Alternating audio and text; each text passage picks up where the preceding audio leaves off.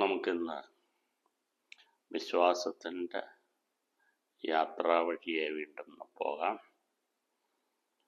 ഞാൻ ഇന്നലെ പറഞ്ഞ നിർത്തിയിടത്തും തുടങ്ങിയാൽ സെൻറ്റേഴ്സ് ഓഫ് പവർ, അല്ലെങ്കിൽ നമ്മളെ നിയന്ത്രിക്കുന്ന ശക്തമായ ആധിപത്യമുള്ള ഇടങ്ങളിൽ നിന്ന് നമുക്കെപ്പോഴും മറ്റൊരു കാര്യമുണ്ട്.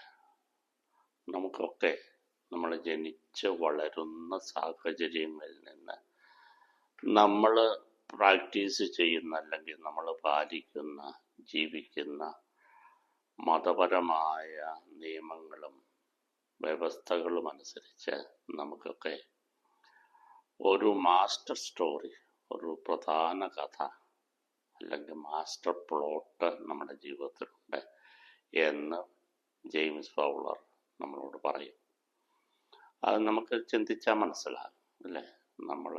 നമ്മുടെ സംസാരങ്ങളിൽ, ഇടപെടലുകളിലൊക്കെ പിന്നീട് നമ്മുടെ ജീവിതത്തിൻ്റെ നിയമങ്ങൾ, നമ്മുടെ ജീവിതത്തിൽ നമ്മളെ സ്വാധീനിച്ചുള്ള ദൈവസങ്കല്പങ്ങൾ, ദൈവവിശ്വാസങ്ങളൊക്കെ കടന്നു വരും.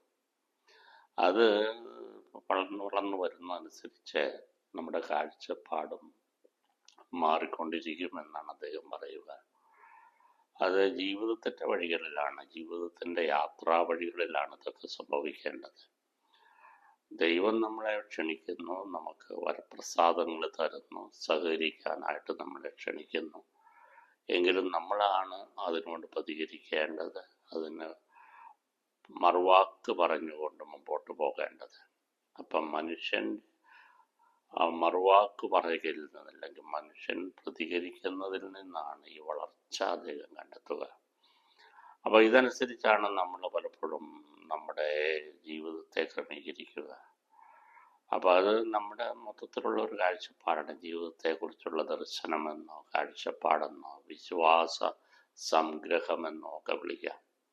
വിശ്വാസമില്ലാത്തവർക്ക് നേരത്തെ പറഞ്ഞതുപോലെ സ്വന്തം വഴിക്ക് യാത്ര ചെയ്യുന്നവർക്ക് സ്വാർത്ഥതയുടെ, മറ്റുള്ളവരോടുള്ള മർക്കടമുഷ്ടിയുടെ, മറ്റുള്ളവരെ അംഗീകരിക്കുന്നതിനുള്ള ബുദ്ധിമുട്ടുകളുടെ സ്റ്റോറികളായിരിക്കും, കഥകളായിരിക്കും പറയാനുള്ളത്.